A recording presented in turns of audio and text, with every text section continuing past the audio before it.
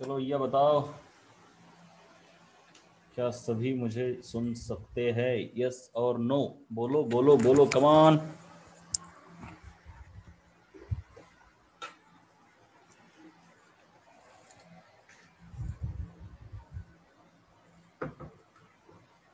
अरे can you hear me? Okay चलो. Lag व्हायला का रे खूपच? बघा बरं, लॅग व्हायला का? मी इथं काहीतरी एक अक्षर काढलंय, सांगा बरं किती आहे स्क्रीनवरती. मी आता एक अक्षर काढलंय, किती आहे सांगा. गुड. आत्ता काय काढलंय सांगा, नवीन सांगा.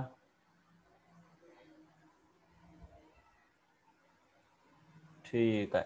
बघा आता मी काढतो, लवकरात लवकर सांगा. हे आता लवकरात लवकर सांगा, मला बघायचंय की किती लॅग व्हायलंय, किती लॅग व्हायलंय पाहायचंय मला.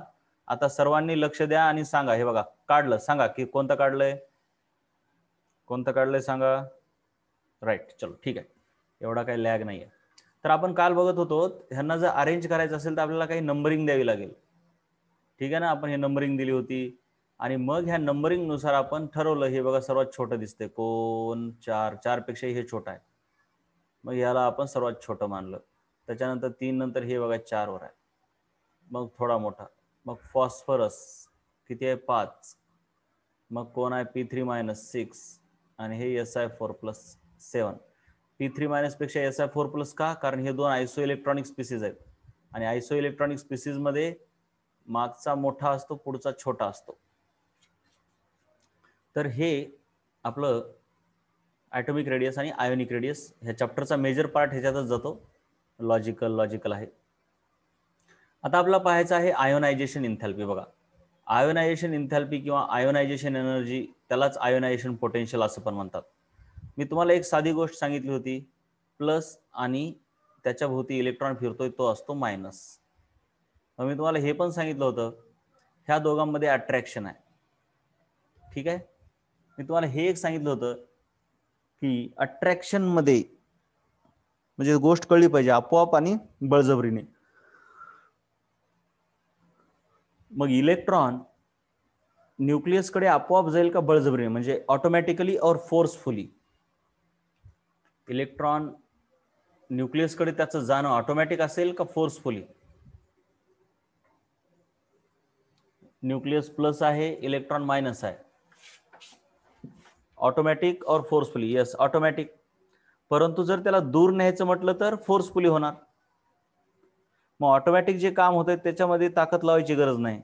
पण त्याला जर इकडं उलट न्यायचं असेल, दूर, न्यूक्लियस पासून दूर, इन्फिनिटी, पूर्ण इन्फायनाइट अंतरावर न्यायचं असेल, म्हणजे पूर्णपणे त्याला काढून टाकायचं असेल हे इलेक्ट्रॉनला ॲटम मधून, तर दूर नेण्यासाठी आपल्याला ह्याच्यावर ताकद लावावी लागते, ह्याला एनर्जी द्यावी लागते, ह्याच्यावर वर्क करावं लागते. मग ह्या इलेक्ट्रॉनला शेवटच्या कक्षेमधून खूप दूर घेऊन जाणे, खूप दूर घेऊन जायला इन्फायनाइटली दूर घेऊन जाणे म्हणतात, इन्फायनाइट. मग इलेक्ट्रॉनला शेवटच्या कक्षेमधून इन्फायनाइट अंतरापर्यंत दूर घेऊन जाणे, याच्यासाठी जी एनर्जी द्यावी लागते लक्षात घ्या. मग एनर्जी द्यावी लागते म्हणजे एनर्जी ऍब्झॉर्ब झाली ह्या सिस्टीम मध्ये, आहे का नाही? ह्याला एनर्जी द्यावी लागली ना, मग एनर्जी ऍब्झॉर्ब झाली. मग ही एवढी एनर्जी, म्हणजे जेवढी एनर्जी हे इलेक्ट्रॉन ऍब्झॉर्ब करते किंवा आपल्याला बाहेरून ह्याला जेवढी एनर्जी द्यावी लागते, जसं पाणी उकळायला आपल्याला एनर्जी द्यावी लागते बाहेरून, तशी इलेक्ट्रॉनला दूर करण्यासाठी एनर्जी द्यावी लागते. तर ही एनर्जी दिली म्हणजे इलेक्ट्रॉनने एनर्जी ऍब्झॉर्ब केली असं म्हणतो आपण. जसं पाण्याला एनर्जी दिली म्हणजे पाण्याने एनर्जी ऍब्झॉर्ब केली आणि म्हणून ते उकळलं.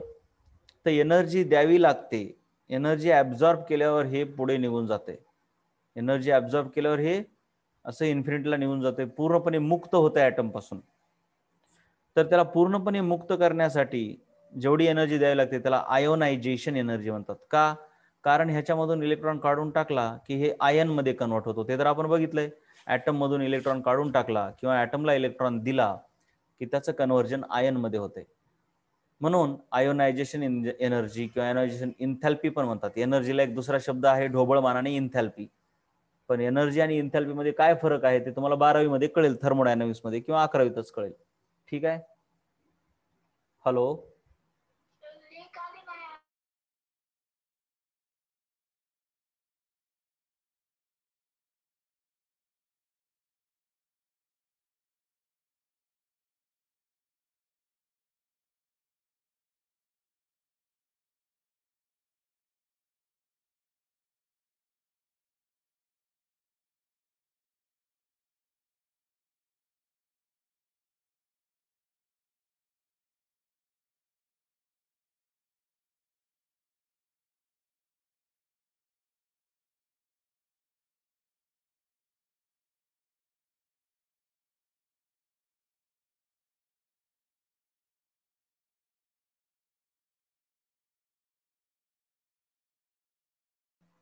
It is the amount of energy required to remove valence electron from an isolated, हे शब्द जरा बाजूला राहू द्या सध्या, फक्त व्हॅलन्स इलेक्ट्रॉन काढून टाकण्यासाठी लागलेली एनर्जी. आता व्हॅलन्स इलेक्ट्रॉन आयसोलेटेड गॅसियस म्हणजे काय, तर बाबांनो, जर तुम्हाला हे बाजूने फिरणारा इलेक्ट्रॉन काढून टाकायचा आहे, त्याला किती एनर्जी लागते हे जर पाहायचं असेल, म्हणजे ह्या इलेक्ट्रॉनच्या ताकदीमुळे किती एनर्जी लागते, ह्या प्रोटॉनच्या आणि इलेक्ट्रॉनच्या ताकदीमुळे किती एनर्जी लागते, हे जर तुम्हाला पाहायचं असेल तर ह्याच्या अवतीभोवती दुसरे ॲटम नसले पाहिजेत. कारण जर दुसरा ॲटम जर इथं असेल तर हा पण ॲटम ह्या इलेक्ट्रॉनला इकडे खेचू शकतो, म्हणजे त्याच्यावर विपरीत परिणाम होऊ शकतात. आपल्याला बघायचं की ह्या एकट्या न्यूक्लियसची किती ताकद आहे, मग ह्या एकट्या न्यूक्लियसची ताकद ह्या इलेक्ट्रॉनवर किती आहे हे काढायचं असेल तर ह्या इलेक्ट्रॉनला खूप दूर घेऊन जा. बाकीचा ॲटम दूर जवळ पण नसला पाहिजे याच्या. मग दूर कधी घेऊन जाता येते, गॅसियस स्टेटमध्ये गेलं की एक ॲटम दुसऱ्या ॲटम पासून दूर असतात. पण सॉलिड स्टेटमध्ये कसे असतात, ॲटम एकमेकाच्या जवळ असतात, म्हणजे ह्याच्या इलेक्ट्रॉनवर ह्याचा परिणाम असतो, ह्याचाही परिणाम असतो. म्हणून एक्झॅक्ट ह्याच ॲटमच्या न्यूक्लियसची ह्याच्यावर किती ताकद आहे हे कळत नाही, म्हणून त्याला इन्फिनिटीला म्हणजे गॅसियस स्टेटमध्ये ह्या ॲटमला घेऊन जावं लागतं. गॅसियस स्टेटमध्ये घेऊन गेलं की म्हणजे तो ॲटम एकटाच असतो, त्याच्या अवतीभोवती कोणीच नसतंय, आणि तिथून त्या इलेक्ट्रॉनला मग काढून टाकण्यासाठी किती एनर्जी लागते, म्हणजे तुमचं खरी व्हॅल्यू यावं म्हणून असते ते. जसं आपण वजन मोजताना वजन काट्यामध्ये दुसरं काहीच नसलं पाहिजे असं म्हणतो, त्याच पद्धतीचं हे आहे. So it is defined as amount of energy required to remove the valence electron, valence शेवटचा इलेक्ट्रॉन काढण्यासाठी, from isolated gaseous atom in its ground state. हे पण महत्वाचं आहे. आता ग्राउंड स्टेट म्हणजे काय, आता हायड्रोजन आहे, हायड्रोजनच्या भोवती काही एकच शेल नाहीये, एक पहिली शेल आहे, दुसरी शेल आहे, आपण बघितलं ॲटॉमिक स्ट्रक्चरमध्ये कित्येक शेल आहेत, पण इलेक्ट्रॉन फिरतो पहिल्यांदा ह्या शेलमध्ये. मग इलेक्ट्रॉन इथं पण फिरू शकतो त्यानं जर फोटॉन खाल्ला तर. मग इथून बाहेर काढण्यासाठी वेगळी एनर्जी लागते, इथून बाहेर काढण्यासाठी वेगळी एनर्जी लागते. मग आयोनायझेशन पोटेन्शियल कशाला म्हणायचं, ह्या इथून काढण्यासाठी लागलेली एनर्जी. जर इलेक्ट्रॉन चुकून इथं असेल ऑलरेडीच तर त्याला ग्राउंड स्टेट म्हणत नाही, त्याला एक्साइटेड स्टेट म्हणतात. इलेक्ट्रॉननं त्याच्या कमी एनर्जीपेक्षा वरच्या एनर्जीमध्ये उडी मारली की त्याला इलेक्ट्रॉनची एक्साइटेड स्टेट म्हणतात. मग एक्साइटेड स्टेटमधून काढण्यासाठी लागणारी एनर्जी त्याला आयोनायझेशन पोटेन्शियल म्हणायचं नाही. ग्राउंड स्टेटमधून इन्फिनिटीला नेण्यासाठी लागणारी एनर्जी त्याला म्हणतात आयोनायझेशन पोटेन्शियल किंवा आयोनायझेशन एनर्जी. कळलं का सांगा.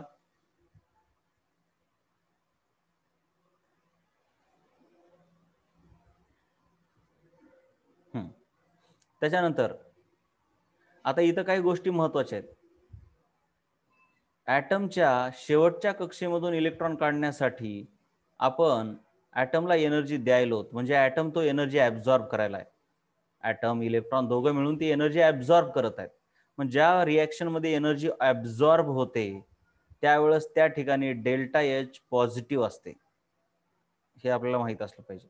त्याला एंडोथर्मिक रिॲक्शन म्हणतात. काय म्हणतात, एंडोथर्मिक. जिथं एनर्जी ॲब्झॉर्ब होते त्याला एंडोथर्मिक रिॲक्शन होतात. पाणी तापवलं, त्याच्यामध्ये पाणी एनर्जी ॲब्झॉर्ब करायला, म्हणजे पाणी तापवणे ही एक एंडोथर्मिक रिॲक्शन आहे. पाण्याचं गरम होणं, कारण ते हीट ॲब्झॉर्ब करायला. तर डेल्टा एच तिथं पॉझिटिव्ह असतो. जिथे एनर्जी बाहेर पडते तिथं सिस्टीमची एनर्जी कमी होत असते, त्याला आपण एंडोथर्मिक म्हणतो. तिथे एनर्जी कमी होत असते. सो आयोनायझेशन एन्थॅल्पी पॉझिटिव्ह आहे. मोर आयोनायझेशन एन्थॅल्पी ह्याचा अर्थ काय की हे इलेक्ट्रॉन काढायला तुम्हाला जास्त एनर्जी द्यावी लागायला आहे. जास्त एनर्जी द्यावी लागायला आहे म्हणजे ह्या इलेक्ट्रॉनला काढणं अवघड आहे. More ionisation enthalpy or more ionization energy means it is difficult to remove the electron and vice versa. Vice versa म्हणजे उलट. उलट म्हणजे काय, ह्याच्या उलट वाक्य बोलायचं. ह्याच्या उलट वाक्य काय, जर लेस आयोनायझेशन एन्थॅल्पी असेल तर it will be easy to remove the electron. हे पूर्ण वाक्याचा अर्थ कळला का?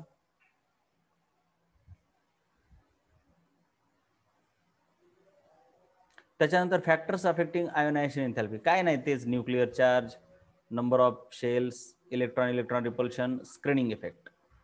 ठीक आहे. Nuclear charge directly. Nuclear charge directly म्हणजे काय? ज्याचा न्यूक्लिअर चार्ज जास्त आहे, म्हणजे इथं 5 प्रोटॉन आहेत आणि इथे एका 10 प्रोटॉन आहेत, तर 5 प्रोटॉनवाला इलेक्ट्रॉनला पक्का पकडेल का 10 वाला? सांगा बरं, कोण पकडेल जास्त पक्का? 10 वाला. म्हणून साधी गोष्ट आहे, ह्याच्या इलेक्ट्रॉनला काढणं अवघड आहे. ह्याच्या इलेक्ट्रॉनला काढणं अवघड आहे म्हणजे ह्याला जास्त एनर्जी द्यावी लागेल काढण्यासाठी. जास्त एनर्जी द्यावी लागेल म्हणजे आयोनायझेशन एन्थॅल्पी याची जास्त आहे. म्हणजे सिंपल आहे, जेवढं जास्त न्यूक्लिअर चार्ज तेवढी जास्त आयोनायझेशन एन्थॅल्पी. म्हणून इथं लिहिले direct relation. Direct relation. Ionisation nuclear charge is directly related to ionisation enthalpy. More the nuclear charge, more is the ionisation enthalpy. Second, number of shells inverse आहे. बाकी बघा, सहसा न्यूक्लिअर चार्ज डायरेक्ट असला की बाकीचे इनव्हर्स असतात, एवढं माहित असू द्या. सोपं आहे हे, तुम्ही लॉजिक लावू शकता. तुम्ही लॉजिक लावू शकता. नंबर ऑफ शेल जास्त वाढल्या, समजा आता नंबर ऑफ शेलला इनव्हर्स म्हटलंय, म्हणजे शेलची संख्या वाढली की आयोनायझेशन पोटेन्शियल वाढणार का कमी होणार? सांगा बरं. इनव्हर्स रिलेशन आहे म्हणजे नंबर ऑफ शेल वाढल्या की आयोनायझेशन एन्थॅल्पी काय होणार? कमी होणार. वाढलं की वाढलं, वाढलं की वाढलं त्याला डायरेक्ट म्हणतात. वाढलं की कमी झालं त्याला इनव्हर्स म्हणतात. मग साधी गोष्ट आहे, इथे 5च आहेत प्रोटॉन, 5च आहेत प्रोटॉन, कारण आपल्याला शेलचा आहे फिरवायचा. समजा हे न्यूक्लियस, इथे एक शेल आहे, इथे इलेक्ट्रॉन आहे, इथे एक आणि दुसरी शेल आहे. मग इलेक्ट्रॉन जो दूर गेला न्यूक्लियस पासून, त्याच्यावर न्यूक्लियसची ताकद कमी झाली. शेलची संख्या वाढली की ॲटमची साईज वाढते. ॲटमची साईज वाढली की व्हॅलन्स इलेक्ट्रॉन दूर जातो. दूर गेला की न्यूक्लियसची त्याच्यावरची ताकद कमी होते. न्यूक्लियसची ताकद कमी झाली की त्याला काढणं सोपं जाते. त्या इलेक्ट्रॉनला काढणं सोपं जाते म्हणजे त्याच्यावरती किंवा त्याला कमी एनर्जी द्यावी लागते. त्याला कमी एनर्जी द्यावी लागते म्हणजे आयोनायझेशन एन्थॅल्पी कमी. बघा मी कसं सांगितलं. नंबर ऑफ शेल वाढल्या, याचा अर्थ काय? इलेक्ट्रॉनचा अंतर वाढला. इलेक्ट्रॉनचा अंतर वाढला ह्याचा अर्थ काय? न्यूक्लियसचा फोर्स कमी झाला. न्यूक्लियसचा फोर्स कमी झाला म्हणजे इलेक्ट्रॉनला काढणं इझी झालं. इलेक्ट्रॉनला काढणं इझी झालं म्हणजे त्याला द्यावी लागणारी एनर्जी कमी झाली. द्यावी लागणारी एनर्जी कमी झाली म्हणजे आयोनायझेशन एनर्जी कमी झाली. म्हणून नंबर ऑफ शेल वाढल्या की आयोनायझेशन एनर्जी कमी होते. म्हणून इनव्हर्स रिलेशन. कळलं का रे लॉजिक कसं असते? 4-4, 5-5 टप्प्याचं लॉजिक. असलं लॉजिक तुम्हाला जमलं पाहिजे फट बसल्या बसल्या. त्यानंतर इलेक्ट्रॉन इलेक्ट्रॉन रिपल्शन इनव्हर्सच आहे. कसं काय? साधी गोष्ट आहे. समजा इथं 3 इलेक्ट्रॉन आहेत आणि समजा इथं 1 2 3 4 5 6 इलेक्ट्रॉन आहेत. म्हणजे इथं एकमेकासोबत रिपल्शन कमी आहे, इथं रिपल्शन जास्त आहे. इलेक्ट्रॉनचं इलेक्ट्रॉनसोबत रिपल्शन जास्त आहे म्हणजे ह्यांना इथं राहण्याची इच्छा कमी होणार, कारण प्रत्येक जण ढकलून लावायचा प्रयत्न करला एकमेकाला. मग ढकलून लावायचा प्रयत्न करलाय म्हणजे ऑफकोर्स ज्या सिस्टीम मध्ये लोक एकमेकाला ढकलून लावायला तर त्या सिस्टीम मध्ये त्याला काढून टाकणं सोपंच आहे ना. कारण बाकीचे बघा, ऑलरेडी हे 3 आणि 2 5 जण ह्याला ढकलून लावायचा प्रयत्न करलेत बाहेर. मग एवढे जण ढकलून लावायचा प्रयत्न करलेत आणि पुन्हा आपण एनर्जी दिली. मग साधी गोष्ट आहे, ह्याला काढणं सोपं आहे. म्हणजे इलेक्ट्रॉन इलेक्ट्रॉन रिपल्शन वाढलं की काढणं सोपं म्हणजे आयोनायझेशन पोटेन्शियल कमी. कळलं का सांगा? म्हणजे इलेक्ट्रॉन इलेक्ट्रॉन रिपल्शन वाढलं की आयोनायझेशन एनर्जी कमी, म्हणून इनव्हर्स रिलेशन. तसंच आता स्क्रीनिंग इफेक्ट. काय रे, सर्व गोष्टी अशाच आहेत. स्क्रीनिंग इफेक्ट बघा, तुम्हाला आता हे सुचलं पाहिजे बरं का अशा गोष्टी. बघा, हे इलेक्ट्रॉन आहे, समजा ह्याच्या इथं 2च आहेत, म्हणजे 2 जणांनी, आपल्याला एवढं माहिती आहे स्क्रीनिंग इफेक्ट वाढला म्हणजे न्यूक्लियसची ताकद वाढते का कमी होते? याच्यावरची न्यूक्लियसची ह्याच्यावरची पकड वाढते का कमी होते? कमी होते. डिक्रीज होत आहे. कारण का तर हे स्क्रीन करतात ना. झालं, न्यूक्लियसची ताकद ह्याच्यावरची कमी झाली की मग ह्याला काढणं सोपं आहे, कारण ह्याला पकडलंच न्यूक्लियसनं. मग न्यूक्लियसची ताकद कमी झाली की ह्याला काढणं सोपं, म्हणून ह्याला कमी एनर्जी लागणार, म्हणून आयोनायझेशन एन्थॅल्पी कमी. सो स्क्रीनिंग इफेक्ट वाढला, स्क्रीनिंग वाढली म्हणजे मध्ये गर्दी वाढली इलेक्ट्रॉनची, की इलेक्ट्रॉन आयोनायझेशन एन्थॅल्पी कमी होते, म्हणून इनव्हर्स रिलेशन. कळले का सर्व फॅक्टर?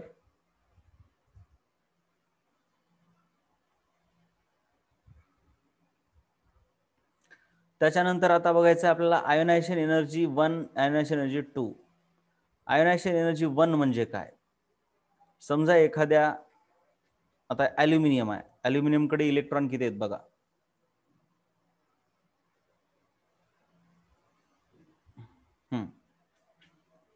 ॲल्युमिनियमकडे इलेक्ट्रॉन शेवटच्या कक्षेत सध्या 3 आहेत बघा. हे 1, 2, 3. मग पहिला हे एक इलेक्ट्रॉन शेवटची कक्षा घेतली, हे मधले 2 काढले नाहीत मी, फक्त शेवटची कक्षा घेतली, 2 आणि 8 काढले नाहीत. मग ह्याला काढण्यासाठी जी एनर्जी लागते, म्हणजे पहिला इलेक्ट्रॉन काढण्यासाठी जी एनर्जी लागते त्याला म्हणतात आयोनायझेशन एन्थॅल्पी 1. एक इलेक्ट्रॉन काढला म्हणून ह्याच्यावरती 1 प्लस चार्ज झाला, Al प्लस. समजा काढण्यासाठी एनर्जी लागली 10 जूल. मग आता हा दुसरा इलेक्ट्रॉन काढून टाकण्यासाठी जी एनर्जी लागते त्याला म्हणतात आयोनायझेशन एन्थॅल्पी 2. त्याला जरा जास्त एनर्जी लागते. ते आपल्याला बघायचंय का. दुसरा इलेक्ट्रॉन काढल्यावर ह्याच्यावर 2 प्लस चार्ज येतो. आता का एनर्जी लागते जास्त? कारण का तर इथं जर बघितलं तर हे 3 जण आहेत, मग ह्यांच्यामध्ये इलेक्ट्रॉन इलेक्ट्रॉन रिपल्शन जास्त आहे. इथं 2च आहेत, इलेक्ट्रॉन इलेक्ट्रॉन रिपल्शन कमी आहे. मग इलेक्ट्रॉन इलेक्ट्रॉन रिपल्शन कमी झालं की न्यूक्लियसची पकड जास्त वाढते. म्हणजे हे इलेक्ट्रॉन एकमेकाला ढकलून देणं झालेत, मग त्यांना काढणं अवघड आहे. मी काय म्हटलं बोला. इलेक्ट्रॉन इलेक्ट्रॉन रिपल्शन कमी झालं की आपण असे बघितले वर बघा, इनव्हर्स रिलेशन असते. आपण ऑलरेडी बघितलं बघा, हे इनव्हर्स रिलेशन असते. दिसलं का बघा इथं? हे बघा इथं इनव्हर्स रिलेशन, इलेक्ट्रॉन इलेक्ट्रॉन रिपल्शनचं इनव्हर्स रिलेशन आहे. मग इलेक्ट्रॉन इलेक्ट्रॉन रिपल्शन कमी झालं की आयोनायझेशन एन्थॅल्पी वाढते. म्हणून पहिल्या आयोनायझेशन एन्थॅल्पीपेक्षा दुसरी आयोनायझेशन एन्थॅल्पी जास्त आहे. This is due to decrease in electron electron repulsion. मग ती 10च्या ऐवजी काहीतरी 12 काहीतरी असेल, थोडी जास्त. पुन्हा आणखीन पुढचा इलेक्ट्रॉन काढला, हा एक उरलाय जो शेवटच्या कक्षेत जो एक उरलाय, त्याला पण काढलं की ॲल्युमिनियमवर +3 चार्ज येतो. एक एक इलेक्ट्रॉन काढत गेला चार्ज वाढत जातो. मग त्याला तर काढणं आणखीनच अवघड आहे, कारण इथं त्याला रिपेल करायला कोणीच नाही. म्हणून पुढची आयोनायझेशन एन्थॅल्पी 14 आहे. म्हणजे आयोनायझेशन एनर्जी 1 पेक्षा आयोनायझेशन एनर्जी 2 मोठी असते. आयोनायझेशन एनर्जी 2 पेक्षा आयोनायझेशन एनर्जी 3 मोठी असते. आणि हे कशामुळे? Due to decreasing electron electron repulsion. कळलं का रे? वाक्य कळले का? हे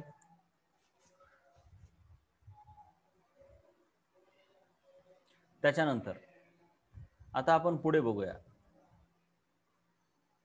परंतु आता थोडं एक महत्वाचं, आता इथं अति महत्वाची एक गोष्ट बघा बरं. इथं 10 आहे, 12 थोड्या थोड्यानं वाढते, 14, पण ही अचानकच वाढली. ही अचानक वाढली म्हणजे 14च्या नंतर 16 हो, 17 हो, आहे का नाही? अचानक 20 झालंय. म्हणजे ही आयोनायझेशन एन्थॅल्पी ड्रास्टिकली आहे. ड्रास्टिकली म्हणजे अचानकच जास्त आहे, खूपच जास्त. जो ट्रेंड आहे त्याच्यापेक्षा जास्त आहे. हे कळलं का आधी ते सांगा फक्त. जास्त आहे ते मला काय म्हणायचं ते कळलं? मग असं का आहे? कारण का तर तुम्ही जर बघितलं, हा जर इलेक्ट्रॉन काढला म्हणजेच हा इलेक्ट्रॉन काढला की मध्ये मग आता 8 इलेक्ट्रॉन होतात. ते आपले मधल्या शेल काढल्या नाहीत बरं का, मध्ये पण शेल आहे अशी 1 2 3 4 5 6 7 8. आता हे इलेक्ट्रॉन काढला की ही शेल गेली उडून, मग राहिली ही मधली शेल. ही बघा बाहेरची शेल गेली उडून. मग आता ह्याचं ऑक्टेट कंप्लीट आहे बघा, ऑक्टेट कंप्लीट आहे. आता ह्याच्यातून इलेक्ट्रॉन काढणं अति अवघड आहे, कारण ऑक्टेट म्हणजे स्टॅबिलिटी आहे. ॲटमला किंवा कुणालाही स्टॅबिलिटी आवडते. मग ते म्हणते बाबा मी काही इलेक्ट्रॉन तुला काढूच देणार, कारण मला स्टॅबिलिटी अचीव्ह झालेली आहे आणि तू का काढायलास. मग आपल्याला खूप ताकद लावून इलेक्ट्रॉन काढावा लागतो. आणि म्हणून ऑक्टेट मधला इलेक्ट्रॉन फोडण्यासाठी ड्रास्टिकली हाय एनर्जी लागते. कळलं का लागते ते ड्रास्टिकली हाय. नाही, इलेक्ट्रॉन रिपल्शन इथं जास्त आहे, तरी पण ऑक्टेट हे महत्वाचं असतं. ऑक्टेट खूप महत्वाचं असतं. Octet is very very important बेटा. आपण बघितलंय ना आयोनिक बॉन्ड मध्ये ऑक्टेट इज व्हेरी इम्पॉर्टंट. ऑक्टेटच करण्यासाठी तर सर्वजण मरत असतात. कळलं का रे. आयोनायझेशन एन्थॅल्पी 4 इज ड्रास्टिकली हाय.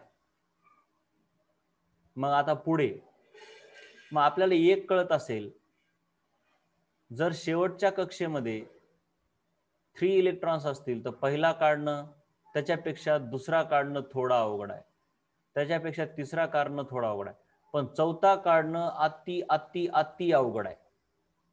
म्हणजे 3 इलेक्ट्रॉन असले की चौथा काढणं अवघड आहे. जर एखाद्यामध्ये 2,8,2 असतील, 2 असतील, तर कितवा काढणं अवघड होईल सांगा. कितवा इलेक्ट्रॉन काढणं अवघड होईल. तिसरा काढणं अवघड होईल. Very good. कारण 2 तर निघून जातील इझी गोईंग मध्ये, पण तिसरा काढायचं म्हणजे ह्या ऑक्टेटला डिस्टर्ब करावं लागेल. म्हणजे तुमच्या लक्षात येऊ द्या, बघा जरा, जर एखाद्या ऍटम कडे 2,8,4 असेल तर ह्याचे 4 काढणं सोपे आहेत, पण 5वा काढणं अवघड आहे. 2,8,3 असतील तर हे 3 काढणं सोपं आहे.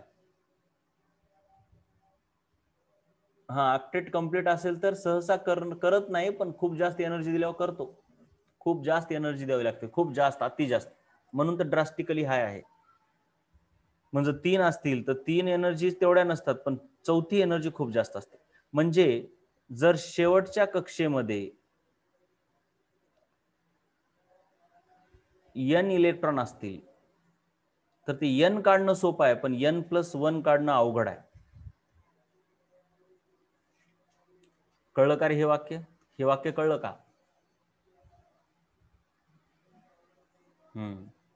आता दुसरं उलट वाक्य काय घेतो बघा. शेवटच्या कक्षेत 3 असतील तर 4 काढणं अवघड आहे.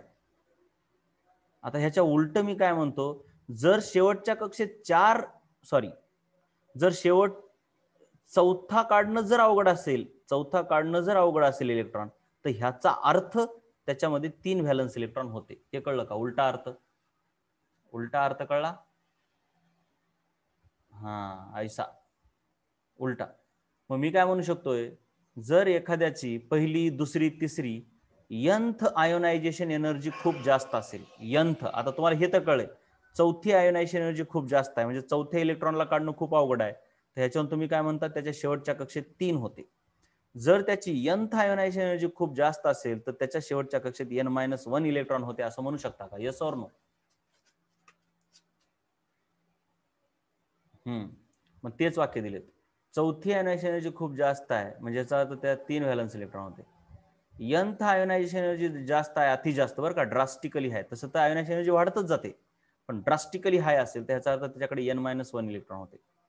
त्याच्यावर क्वेश्चन तुम्हाला येतो, समजा आयोनायझेशन एनर्जीचा तुम्हाला असा डेटा दिला असेल, आयोनायझेशन एनर्जी 1 200 आहे, 2 400 आहे, आयोनायझेशन एनर्जी, अरे बब्बुआ का हुआ भाई, इसको जरा चेंज कर लो. बघा, आयोनायझेशन एनर्जी इथं 3 पाहिजे.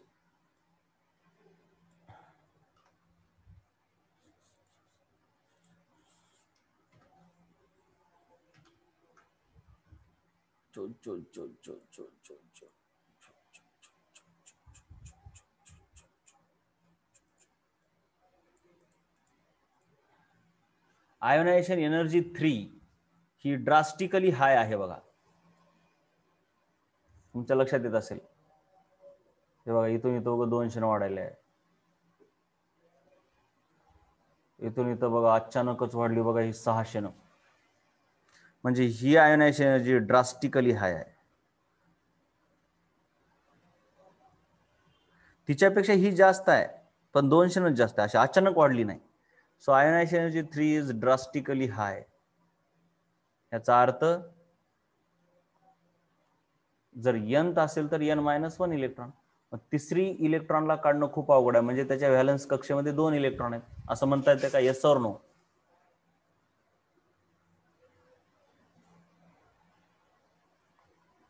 यस. म्हणजे आपण काय काय बघितलं बघा. आयोनायझेशन एनर्जी मध्ये काय काय बघितलं बघा. आपण बघितलं शेवटच्या कक्षेमधला इलेक्ट्रॉन काढण्यासाठी, पूर्णपणे काढून इन्फिनिटीला नेण्यासाठी जी एनर्जी लागते त्याला आयोनायझेशन एनर्जी असं म्हणतात. आयोनायझेशन एनर्जी म्हणजे एनर्जी द्यावी लागते, म्हणजे ॲटम ती एनर्जी ॲब्झॉर्ब करतो. जिथं एनर्जी ॲब्झॉर्ब केली जाते तिथं डेल्टा एच पॉझिटिव्ह असतो. आयोनायझेशन एनर्जी 1 पेक्षा आयोनायझेशन एनर्जी 2 जास्त असते, तिच्यापेक्षा I3 आणखीन जास्त असते. त्याचं कारण आहे इलेक्ट्रॉन इलेक्ट्रॉन रिपल्शन कमी होत जाते. परंतु जर एखादी IE ड्रास्टिकली जास्त असेल, जसं की चौथी IE ड्रास्टिकली जास्त असेल, तर आपण म्हणतो त्याच्या शेवटच्या कक्षेत 3 इलेक्ट्रॉन होते आणि चौथा काढणं खूप अवघड आहे, कारण त्याच्यासाठी ऑक्टेट डिस्टर्ब व्हायले. जर सातवी IE खूप ड्रास्टिकली जास्त असेल तर आपण म्हणतो त्याच्या शेवटच्या कक्षेत 6 इलेक्ट्रॉन आहेत. जर nth IE ड्रास्टिकली जास्त असेल तर आपण म्हणतो त्याच्यामध्ये n-1 इलेक्ट्रॉन होते. एवढं आपलं झालेलं आहे. चलू का पुढे?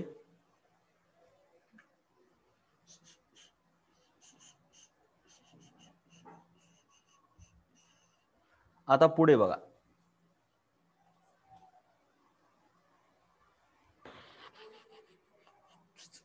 Trends in ionisation enthalpy. साधी गोष्ट आहे, पिरियड मध्ये न्यूक्लिअर चार्ज डॉमिनंट आहे आणि ग्रुपमध्ये नंबर ऑफ शेल्स डॉमिनंट आहेत. त्यालाच आपण साईज म्हणतो. मग पिरियड मध्ये न्यूक्लिअर चार्ज वाढत जातो डावीकडून उजवीकडे, म्हणून आयोनायझेशन एन्थॅल्पी पण वाढत जाते, कारण nuclear charge is directly proportional to ionisation enthalpy. Nuclear charge डावीकडून उजवीकडे वाढतो म्हणजे आयोनायझेशन एन्थॅल्पी पण डावीकडून उजवीकडे पिरियड मध्ये वाढते. So from left to right ionisation enthalpy increases. कळलं का?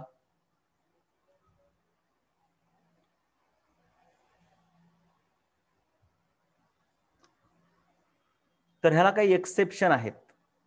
एक्सेप्शन केमिस्ट्रीमध्ये खूप फेमस असतात, विचारले जातात. नेमके एक्सेप्शनच शेची तर काही गरज नाही, उगच घेतलं हे बाजूला. अरे बस नाळे. चल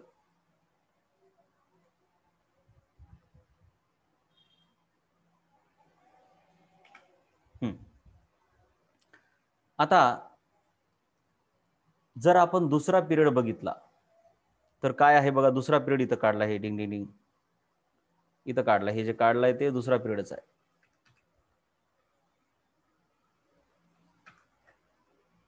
तर बघूया आता, त्याला मी जरा सरळ काढतो. Lithium, beryllium, boron, carbon, nitrogen, oxygen, fluorine, neon. आता पिरियड मध्ये जर विचार केला तर आयोनायझेशन एन्थॅल्पी वाढत जाते डावीकडून उजवीकडे. म्हणजे सरळ हे बघा असं वाढत जायला पाहिजे होतं, है का नाही? जसा ॲटॉमिक नंबर वाढायला आहे तस तसं आयोनायझेशन एन्थॅल्पी वाढत जायला पाहिजे होती. पण ग्राफ असा न येता रियालिटीमध्ये ग्राफ असा येत आहे. असा चाललाय पण मध्येच कुठेतरी असं होऊन पुन्हा असा होऊन पुन्हा असा होऊन पुन्हा असा चाललाय. म्हणजे बघा ही सरळ लाईन जायला पाहिजे होती. असं असं असं असं असं आहे. मग बेरिलियम पेक्षा बोरॉनचा आयोनायझेशन एन्थॅल्पी जास्त पाहिजे, म्हणजे बोरॉन कुठं इथे यायला पाहिजे होता, पण त्याची आयोनायझेशन एन्थॅल्पी कमी आहे असं दिसून येत आहे. एवढं कळलं का आधी ते सांगा. कमी आहे असं दिसून येत आहे, एवढं कळलं का ग्राफनुसार? तर ते तसं का आहे हे बघायचं आपल्याला. लिथियम पेक्षा बेरिलियम पेक्षा बोरॉनची का कमी आहे? तर ह्याच्यासाठी दोघांचं इलेक्ट्रॉनिक कॉन्फिगरेशन बघावं लागतंय. ठीक आहे, बोरॉन पासून बेरिलियमकडे न्यूक्लिअर चार्ज वाढला, पण असं दुसरं काही तर घडलं ना. तर बेरिलियमचा इलेक्ट्रॉनिक कॉन्फिगरेशन म्हणजे बेरिलियमचा ॲटॉमिक नंबर आहे 4 आणि बोरॉनचा ॲटॉमिक नंबर आहे 5. तर बेरिलियमच्या ॲटॉमिक नंबरला असं येते 1s2.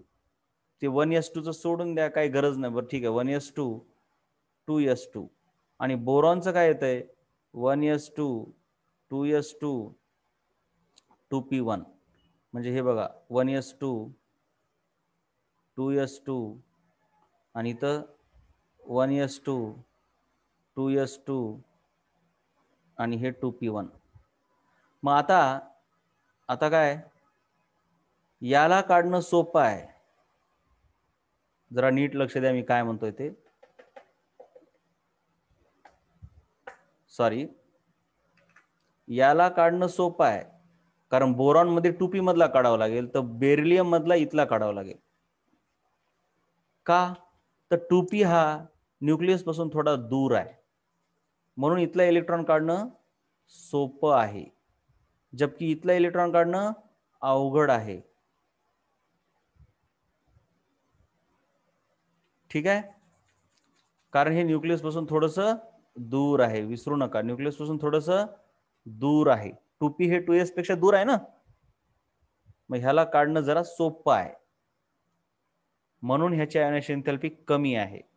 जास्त असायला पाहिजे परंतु कमी आहे. हे बघा याची कमी आहे. पहिलं कारण कळलं? पहिलं कारण कळलं का? दुसरं कारण बघूया.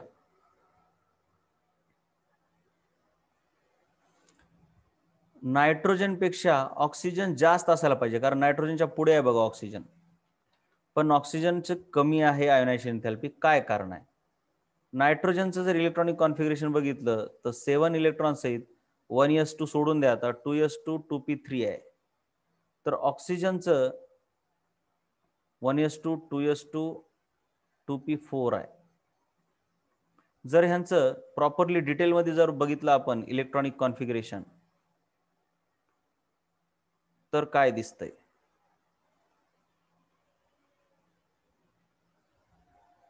हे बघा 1s हे 2s2 आणि 2p3, इथं बघा 2s2 आणि 2p4. आता इथं काय करावं लागतंय बघा, इथं काय करावं लागतंय, नायट्रोजनचा हा इलेक्ट्रॉन काढावा लागेल, तर ऑक्सिजनचा हा काढावा लागतो. शेवटी एंटर केलेलं काढतो आपण आधी. मग नायट्रोजनचा हा काढणं अवघड आहे कारण तो अनपेअर्ड आहे, एकटा आहे. पण ऑक्सिजनचा काढणं इझी आहे कारण का तो पेअर्ड आहे. आणि काय होतंय, पेअरिंग असल्यामुळे ह्यांच्यामध्ये इलेक्ट्रॉन इलेक्ट्रॉन रिपल्शन खूप जास्त असते. ते दोघं एनिवेज एकमेकांसोबत भांडणच खेळत आहेत की तू हो बाहेर, तू हो बाहेर, तू हो बाहेर, तू हो बाहेर. म्हणून ऑक्सिजन मधला इलेक्ट्रॉन पेअर्ड आहे. व्हॅलन्स इलेक्ट्रॉन कसा आहे ऑक्सिजन मधला? Paired electron. And paired electron is easy to remove. म्हणून ऑक्सिजनचे इलेक्ट्रॉन काढणं सोपं असल्यामुळं ऑक्सिजनची आयनायझेशन एंथॅल्पी थोडी कमी आहे नायट्रोजनपेक्षा. हे एक्सेप्शन माहीत असणं गरजेचं आहे. बघा हे सर्व असे आहेत, परंतु मध्येच कसं पाहिजे हे बघा असं, मध्येच कसं पाहिजे हे बघा असं. कळले का दोघं पण? इथं आहे 2p is easy to remove than 2s. इथं आहे paired electron is easy to remove than unpaired. कळलं का?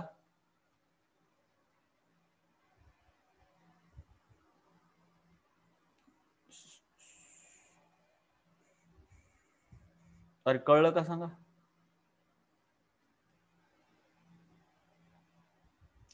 त्याच्यानंतर आता आयोनायझेशन एनर्जी ग्रुपमध्ये काय होते? ग्रुपमध्ये जर वरून खाली गेलात तर ॲटमची साईज वाढते. मग साधी गोष्ट आहे, जवळच्या इलेक्ट्रॉनला काढणं अवघड आहे, दूरच्या इलेक्ट्रॉनला काढणं सोपं आहे. कारण जवळच्या इलेक्ट्रॉनवर न्यूक्लियसची ताकद जास्त आहे, दूरच्या इलेक्ट्रॉनवर न्यूक्लियसची ताकद तेवढी जास्त नाही. मग दूरच्या इलेक्ट्रॉनवर ताकद कमी असल्यामुळे त्याला काढणं सोपं आहे. सोपं आहे म्हणून, सोपं आहे म्हणून आयोनायझेशन एंथॅल्पी कमी आहे. म्हणून जसजसं खाली जाऊ तसतसं आयोनायझेशन एंथॅल्पी कमी होते. म्हणजे तुम्ही जर बघितलं तर पिरियडमध्ये इकडं वाढते, पण ग्रुपमध्ये खाली कमी होते, डिक्रीज होते. Ionisation enthalpy. कळलं का हे सांगा.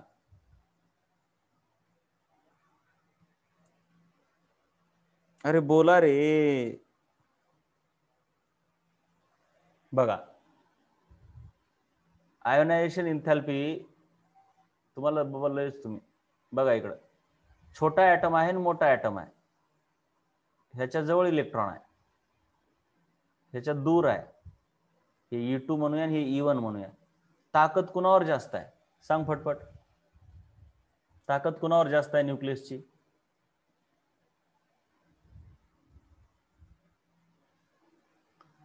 E1 का E2?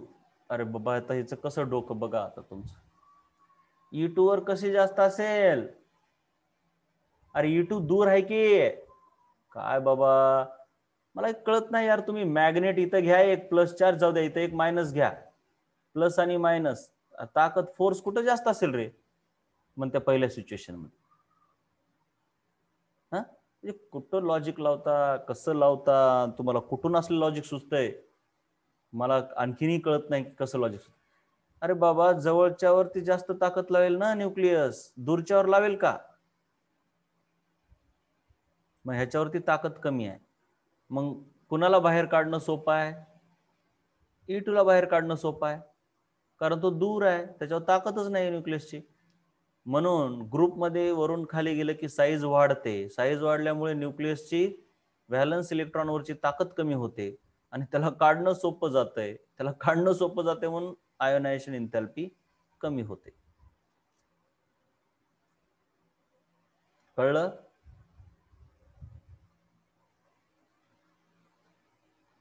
म्हणून ग्रुपमध्ये आयोनायझेशन एन्थॅल्पी कमी असते बाळांनो.